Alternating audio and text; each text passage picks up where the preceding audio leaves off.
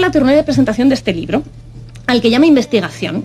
Que, mire, señor Sotibás, esto no es una investigación, esto es un panfleto, es largo, pero es un panfleto. O sea, tiene más consistencia la teoría de Marcos Llorente sobre la luz solar y el cáncer que la investigación que hace usted aquí, que habla de fuentes fiables y verificables y se refiere a mails que le han mandado. Cita estudios que cuando vas a verificar el estudio no pone lo que usted dice en el libro que pone. O sea, es todo de verdad. Creo que no es ya que no pasara una revisión de pares, que por supuesto no la pasaría, es que hay trabajos de chavales de la ESO hechos por ChatGPT con bastante más consistencia. Vamos a ver, señoría. Yo me lo he leído. Señoría. Hombre, usted sabe que eso no es así. Yo creo que usted se ríe de la inteligencia de sus lectores, señor Sotibás. De verdad, usted es un hombre inteligente, usted es un hombre culto. Cuando dice cosas como... Esta es mi cita favorita. Y espero no tener que llamarle al orden. Señora presidenta, la libertad de expresión consiste en que el señor Sotibás pueda publicar su libro y que yo pueda decir que el libro me ha parecido francamente malo. Vamos a ver. Usted diga... Yo creo que usted no es un negacionista y yo creo que usted no le mueve el machismo. Yo creo que usted, señor Sotibás, está funcionando como un mercenario que donde va es donde ha visto un nicho de mercado, porque usted se dio cuenta de que en España estaba vacante el hueco de hombre antifeminista que cuestiona el feminismo. Gracias, presidenta. Es el segundo escritor famoso que trae Vox a la Asamblea de Madrid. La primera fue Lucía Echevarría. A mí me preocuparía estar en esa lista, pero en cualquier caso, pues bienvenido a esta Cámara, señor Sotibás. Tengo que decir, antes de empezar, que a día de hoy es usted la persona que ha dicho algo más bonito sobre mi aportación a la política. Dijo que algo así como que gracias a mí se había podido imaginar qué aspecto tenía Lisa Simpson de mayor. Le recojo, tremendo cumplido. Solo disputado por el señor Miguel Ángel Rodríguez, jefe de gabinete de Ayuso, diciendo que parezco sacada de la familia Adams. Yo tengo que reconocerle a la derecha que saben cómo halagar. Encima, usted me cita aquí hoy a Paracelso, pues bueno, yo encantada de escucharle. Ahora bien, tengo que decir, vaya viaje ha hecho usted, ¿no? Porque hace unos años, no sé, en aquel mítico Twitter 2015 en el que llegamos a ser mutuals, usted y yo, aunque probablemente no lo recuerde, usted se presentaba como un intelectual, un tipo que era un poco de extremo centro, es verdad, pero venía a complejizar los debates, a buscar las aristas de los temas, ¿no? Como buscando un sentido común transversal. Corte a 10 años, 11 años ahora, y de repente le vemos convertido en un vocero de la derecha radical, diciendo por todas partes que el feminismo le silencia y le persigue, cuando viene a parlamentos a comparecer, está en televisiones, en radios, en podcast, publica libros. O sea, el meme este de Lisa Kudrow diciendo "Conservative voices are being silenced" en España es su cara la que hay que poner, señor Sotibás. Entonces, llama un poco la atención. Una de las cosas que usted dice muy habitualmente es que el feminismo es un negocio y que cuando se habla de violencia de género suena a caja registradora. Pero si usted lleva 10 años viviendo de hablar en contra del feminismo, es usted quien ha hecho una carrera profesional de esto, ¿no? Decía la diputada de Vox que usted lleva 10 años hablando de la censura. Hombre, parece que hay un poquito de contradicción en ese término. Es verdad que usted habla muy habitualmente de una censura que no existe de forma real en nuestro contexto y hablando de una forma bastante desproporcionada porque dedica 4 columnas en medios de tirada nacional a hablar de que un adolescente en un Tumblr ha dicho que no va a leer más libros de hombres, pero cuando luego se prohíben libros en colegios porque salen personajes LGTBI, ahí no dice nada o lo limita a su newsletter. Hombre, señor Sotibás, un doble rasero ahí un poco regulero. Dice usted también muy habitualmente que se dedica a tener los debates que las feministas no queremos tener. Pero señor Sotibás, si las feministas nos pasamos el día debatiendo, si es que dedicamos mucho tiempo a tener debates. Dice también cosas como que las feministas con las gafas violeta no vemos los problemas de los hombres. ¿Sabe qué partido ha traído a esta Cámara medidas para actuar contra la violencia sexual que sufren los hombres, actuar contra el fracaso escolar masculino, contra la mayor siniestralidad laboral que tienen los hombres o sobre la mayor tasa de suicidio masculino? Pues Más Madrid, que es un partido feminista. Para no verlo, somos las que estamos preocupadas por este tema. Igual que debatimos sobre violencia machista dentro del feminismo, debatimos sobre cómo hacer abordajes no punitivistas, debatimos sobre cómo mejorar la justicia para que la denuncia no sea un vía crucis y la justicia pueda rehabilitar y pueda reparar. Debatimos sobre cómo garantizar la presunción de inocencia, pero también garantizar la seguridad y la reparación en contextos en los que solamente hay testimonios cruzados y es dificilísimo probar hechos. Debatimos también sobre qué es lo que pasa cuando se archiva una denuncia, ¿no? O cuando se retira una denuncia. O sobre qué es lo que pasa cuando muchas mujeres asesinadas tenían una denuncia o incluso una orden de alejamiento que no ha conseguido protegerlas. Debatimos todo el tiempo sobre eso. Usted no quiere tener esos debates. Usted quiere cobrar por decir que esos debates no existen, pero si estamos haciendo esos debates todo el tiempo. Señor Sotibás, de hecho, usted hace esa trampa absolutamente falaz de equiparar denuncia archivada con denuncia falsa, que de hecho aquí ha querido poner la tirita diciendo que no, claro, que la denuncia archivada puede respetar la presunción de inocencia, pero en realidad no, porque durante el proceso judicial no hay presunción de inocencia. Bueno, acaba de refundar usted el Estado de Derecho, señor Sotibás. La presunción de inocencia, claro que se preserva hasta que hay una sentencia, y si no, lo que está diciendo es que no puede existir justicia mientras haya procesos de juicio, ergo, no tiene que haber ni juicios, ni jueces, ni abogados, ni Estado de Derecho en sí. No. ¿Sabe qué es lo que pasa? Que las denuncias archivadas lo que demuestran precisamente es que la presunción de inocencia en España está respetada. De hecho, es que este dato en el que usted basa todo su discurso no solamente no ratifica su hipótesis, sino que la refuta. Entonces, claro, por eso tiene que hacer aquí retruécanos y trampas y decir no. Pero es que si el problema es que el rigor y usted pues han tenido una discusión y están conociendo a otras personas ahora mismo, porque hace tiempo que no se ven. Está haciendo usted la tertulia de presentación de este libro, al que llama investigación. Que, mire, señor Sotibás, esto no es una investigación, esto es un panfleto, es largo, pero es un panfleto. O sea, tiene más consistencia la teoría de Marcos Llorente sobre la luz solar y el cáncer que la investigación que hace usted aquí, que habla de fuentes fiables y verificables, y se refiere a mails que le han mandado. Cita estudios que cuando vas a verificar el estudio no pone lo que usted dice en el libro que pone. O sea, es todo de verdad. Creo que no es ya que no pasara una revisión de pares, que por supuesto no la pasaría, es que hay trabajos de chavales de la ESO hechos por ChatGPT con bastante más consistencia. Vamos a ver, señoría. Yo me lo he leído. Señoría, ¿Perdón? Estoy consintiendo ya desde el principio de su intervención una falta de respeto total al compareciente y de la cortesía parlamentaria. A la obra. No. Y alusiones al compareciente. Le ruego, por favor, sí. que respete al compareciente y ponga los puntos de vista que tenga diferentes, pero no aluda al trabajo del compareciente, a su forma de escribir, a su forma de pensar, de forma que le atenda a él. Yo estoy hablando Espero no tener que volverle a llamar la atención. Yo estoy hablando de su obra, que me he leído. De hecho, me dediqué a poner un post-it cada vez que encontraba una falacia, un dato erróneo o un error metodológico. A partir de la página 100 dije, mire, prefiero tirarme un estanque de pirañas y decir ahí que me muerden a seguir documentando esto, pero como tengo unas cuantas señaladas, querría compartir algunas.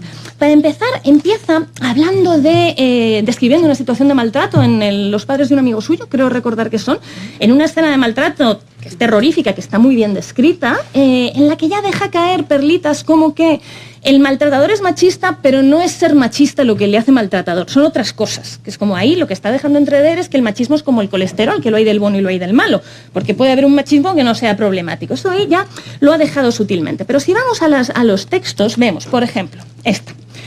Hoy se pinta la época anterior a diciembre de 2004 como un tiempo troglodita y brutal. Realmente la situación fue brutal durante una parte del siglo XX. Y cita el Código Penal vigente entre el 44 y el 67. La cita textual es: el marido que en Madrid atentara contra su esposa y su amante, si daba muerte a ambos, podría ser condenado, por ejemplo, a trasladar su domicilio a Aranjuez o Guadalajara. Y ahí termina la cita. Dice usted que este privilegio sexual haya estado vigente hasta tiempos tan recientes ha proyectado una sombra sobre los debates actuales en torno a la violencia doméstica. Hombre, yo diría que más que proyectar una sombra sobre los debates, lo que ha hecho esto es fastidiarle la vida a varias generaciones enteras de mujeres. Pero bueno, usted lo reduce a una sombra. Ahora bien, 2 páginas después dice: como dice Jesús Muñoz, portavoz de Anavid y víctima de las denuncias espurias, nos hemos convertido en esas mujeres de hace 50 o 100 años. Hombre, señor Sotoibás, usted de verdad me está diciendo que si mi compañera Mariana fuera y asesinara al presidente de Anavid, la ley vigente dice que como mucho hay que desterrarla a Aranjuez o Guadalajara. Hombre, usted sabe que eso no es así. Yo creo que usted se ríe de la inteligencia de sus lectores, señor Sotoibás. De verdad, usted es un hombre inteligente, usted es un hombre culto. Cuando dice cosas como... Esta es mi cita favorita, mira, dice: la desigualdad puede ser y es un efecto estadístico de la diferencia, mientras que la discriminación requiere una voluntad y un poder para aplicarla. Toma ya, los últimos 400 años de filosofía política al garete, porque aquí ha venido Sotoibás a resolver el trabajo de Rousseau, de Stuart Mill, del propio Virchow. Da igual. Esto, o sea, no sé, de verdad, yo sé que usted se siente muy identificado con Bulgakov, pero es que este libro le acerca más a Jaime Peñafiel hablando del origen plebeyo de la reina Leticia que a Bulgakov. Esto no es un manuscrito que nadie va a conseguir quemar, es un libro de muy baja calidad en su contenido, señor Vamos Sotoibás. a ver, señoría, Señoría, pero... Le llamo al orden y le digo que se ajuste a la cortesía parlamentaria y no se meta con el compareciente. Pero si igual, el compareciente ha expuesto sus ideas, su forma de pensar. Creo que estamos en un país libre, con la libertad de expresión, pero no para faltar al que piensa de forma distinta. Por favor, siga su comparecencia y espero no tener que llamarle al orden. Señora presidenta, la libertad de expresión consiste en que el señor Soto Ibars pueda publicar su libro y que yo pueda decir que el libro me ha parecido francamente malo. Vamos a ver, usted diga el libro, pero no califique ni haga juicios de valor sobre el escritor. Se lo ruego por segunda vez. Y espero no tener que llamarle al orden por segunda vez. Seamos respetuosos, por favor. Es que me da pudor tener que pedirle este libro esto. Y analizarlo en profundidad. Vamos a ver, señora Carmona, se lo digo sinceramente, espero no tener que llamarle al orden por segunda vez. Diga lo que usted opina y lo que piensa, pero no se meta con juicios de valor sobre el compareciente y mucho menos insultos. Ya se lo digo. Opino... A ver, señoría, yo creo que... No. Bueno, soy la portavoz del grupo. Déjalo, Mariana, déjalo. Bueno. Mire, yo hay una cosa en la que concuerdo con usted. Yo creo que usted no es un negacionista y yo creo que usted no le mueve el machismo. Yo creo que usted, señor Soto Ibars, está funcionando como un mercenario que donde va es donde ha visto un nicho de mercado, porque usted se dio cuenta de que en España estaba vacante el hueco de hombre antifeminista que cuestiona el feminismo. Usted lo que está buscando es comportarse como un Milos Yiannopoulos, como un Eric Zemmour, como un Jordan Peterson, y busca ese hueco y vive profesionalmente de ese hueco. Entonces, eso es hablar de la trayectoria laboral del señor Soto Ibars, que ya que ha venido aquí a hablar del tema al que se dedica, creo que podemos hablar de su aportación. Y creo que lo que usted ha conseguido es toda una trayectoria profesional basada en ese nicho y basada en supuestamente desarticular los principios del feminismo, a la vez que en realidad en el texto dice que usted no es negacionista, pero usted le habla a un público que sí que lo es y usted sabe que es muy bien recibido en ese público. De la misma manera que hay abogadas que se especializan en defender a maltratadores y no desde una lógica de legítima defensa en un Estado de Derecho, que eso lo defendemos todos y va desde la defensa de Juana Chaos a la de Vera y Barrio Nuevo, pasando por la de José Bretón, sino estas abogadas que se especializan en decirle a los maltratadores que, pobrecitos, que son víctimas de un sistema hembrista, que en realidad esa agresión fue porque la mujer les provocó y que en realidad como el sistema es absolutamente opresivo y todas las juezas son unas hembristas, pues claro, si les condenan es porque el sistema está muy mal y si les salvan es pues porque las abogadas son absolutamente maravillosas. Un win-win, un nicho de negocio estupendo, porque eso es una audiencia fanática, sin capacidad de crítica ninguna. Usted está muy por encima de esa audiencia y usted lo que está haciendo es aprovecharse y manipularse de un terreno abonado por la derecha radical. Y a mí la verdad es que me da pena, porque yo creo que usted hacía una buena aportación al espacio de pensamiento en este país. Y usted ha renunciado a esa aportación para vender más libros y para tener más visitas en sus vídeos. Y creo que es una pena, de verdad. No sé. La última pregunta que tengo para hacerle, que no se me enfade la presidenta. ¿Usted cree que no le vemos el plumero, señor Soto Ibars? Si usted no cree que de verdad nos damos cuenta de lo truquero que es, porque lo hacemos, porque es sencillo, porque cualquiera que se lea este libro ve que está lleno de trampas y ve que está lleno de falacias. Vamos a ver, señoría, y le llamo la atención por segunda vez. Ya terminó. No tiene que preguntarle al compareciente por su vida, por su profesión, por sus intenciones. Hemos venido a hablar aquí de un libro que habla de violencia de género y usted califique ese libro, lo que se expone, pero no al autor. Y se lo vuelvo a repetir. Pero bueno, si ha terminado la intervención, muchas gracias, señoría. Sí, usted. Para dar respuesta. Gracias, señora presidenta. Bueno, la señoría de Vox, que pide mucho respeto, pero se ha dedicado toda su intervención a referirse a nosotras como esta gente, despectivamente, cuando somos parlamentarias elegidas por la ciudadanía y que desde luego también merecemos ese respeto. Respecto a lo que ha dicho de Anavid, bueno, pues efectivamente nos levantamos porque esa entidad justifica preventivamente el asesinato preventivo de mujeres, algo que yo creo, estoy segura, que el señor Soto Ibars no comparte para nada.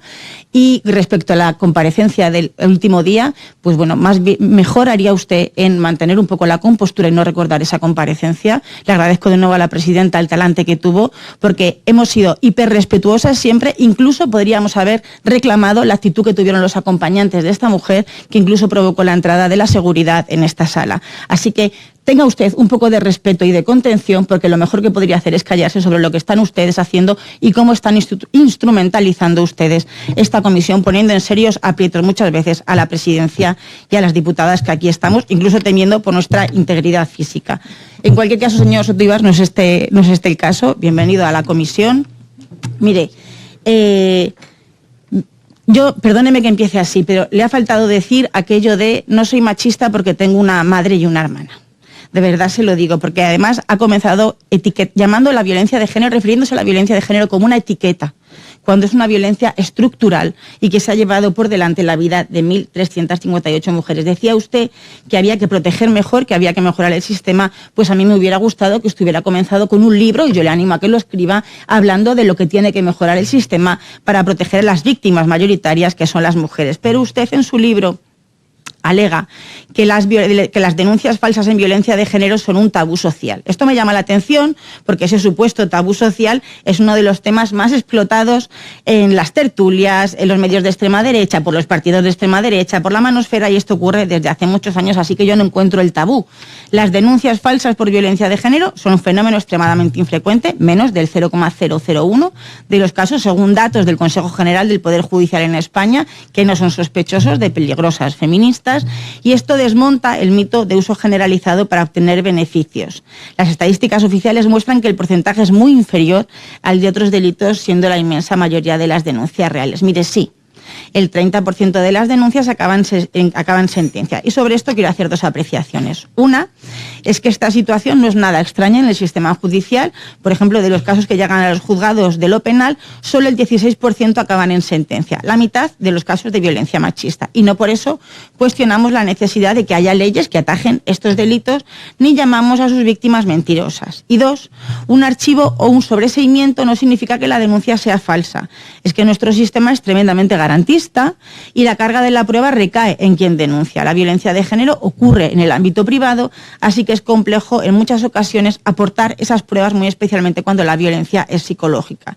Y además, y usted ha hecho referencia a ello, el sistema judicial no termina de acompañar bien a las víctimas, a lo que se añaden las presiones de sus entornos y del miedo que ellas mismas sienten. Así que, como ha expuesto la Fiscalía, muchas veces solicitan la dispensa en su declaración, que usted no ha hecho referencia a ella, porque el miedo supera el hecho de que no declarar haga muy difícil conseguir una sentencia. De hecho, esto, que las mujeres tengan tanto miedo que finalmente soliciten la dispensa en la declaración y no declaren, ha aumentado significativamente según los datos de la Fiscalía en los últimos años. Lo que hace ella con su libro, mire, señor Ibas, no es nada nuevo, señor Soto. Usted busca un tema que sabe que va a generar polémica, se asegura la visibilidad y lo vende como algo novedoso cuando, insisto, la manosfera lleva años machacando con esto.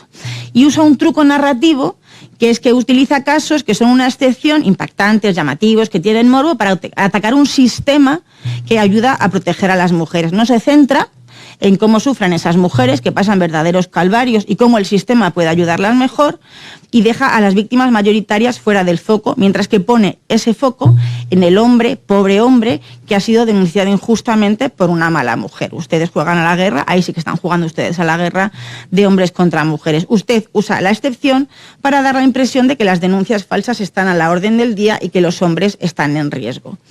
Tiene usted una vara de medir peculiar, por no llamarla machista, porque silencia, incluso cuestiona, una forma de violencia estructural y masiva y amplifica unas situaciones cuyas cifras son mínimas. Mire, otra de las falacias de su libro es que deja caer que la violencia de género tiene medidas rápidas o cautelares privilegiadas respecto al resto, como si los hombres fueran detenidos automáticamente solo en este delito y no en otros. Y eso es falso.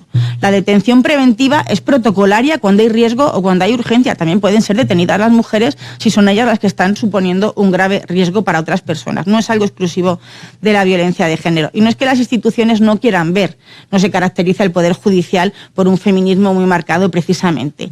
Es que lo que usted plantea es excepcional y además esos hombres pueden denunciar por falsa denuncia, y exactamente igual que en el resto de casos. No hay privilegio alguno para las víctimas de violencia machista. Por cierto, algo que los hombres están haciendo mucho, animados por entidades de un machismo lampante como Anabit o como Vox, es denunciar por falso testimonio para que las mujeres no declaren y se archive el caso, o que en el caso de que haya habido sentencia, las mujeres sean revictimizadas. Y esto no lo digo yo, de nuevo lo dice la Fiscalía.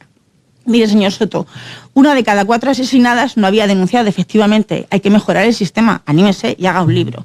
Los estudios indican que el 80% de las víctimas no acude a la justicia.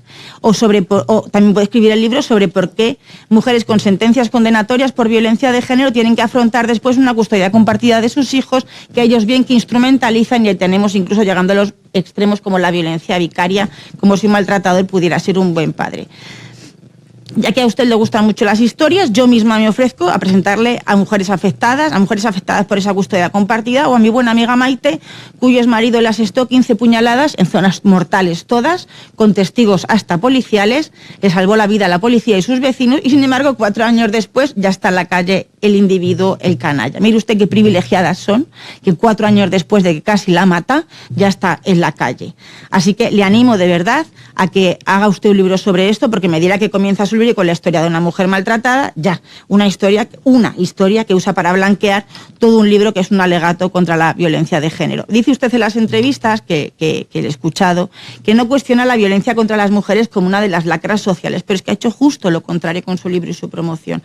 Ha contribuido al cuestionamiento de las mujeres y de la violencia de género, que no nos hace falta, ya bastante cuestionadas estamos. Y como en la vida lo que nos retratan de verdad son los hechos y no las palabras, pues usted con su libro se ha retratado y no hay más que ver quién le está invitando hoy a esta comisión, que es Vox, que desde luego no es que ponga en cuestión no es que hable de denuncias falsas, que también, sino que directamente pide que se eliminen todas las leyes y las medidas que protegen a las mujeres. Miren, no hay más movimientos, y acabo, que pongan en cuestión la necesidad de medidas específicas cuando se producen asesinatos de manera continuada y la causa es común. A nadie se le ocurriría, y ha hablado usted sobre ello, oponerse a medidas concretas contra el terrorismo, por ejemplo. Esto solo ocurre con la violencia de género, a pesar, insisto, de que se ha llevado por delante la vida de 1.358 mujeres desde que se recopilan los datos. Pero claro, son solo mujeres, y para el machismo, que no tiene límites, pues parece que no somos merecedoras a veces de un sistema que nos proteja. Siento decirle que tengo la sensación, no sé si usted lo ha calculado lo bastante, que se ha sumado a esta batalla cultural, porque es cultural, no jurídica, para lucrarse en ese sentido y tener unos minutos de pantalla, unos likes, pero se ha sumado a esta batalla y se ha puesto en el peor lado de la historia, que es en el de Vox y los negacionistas.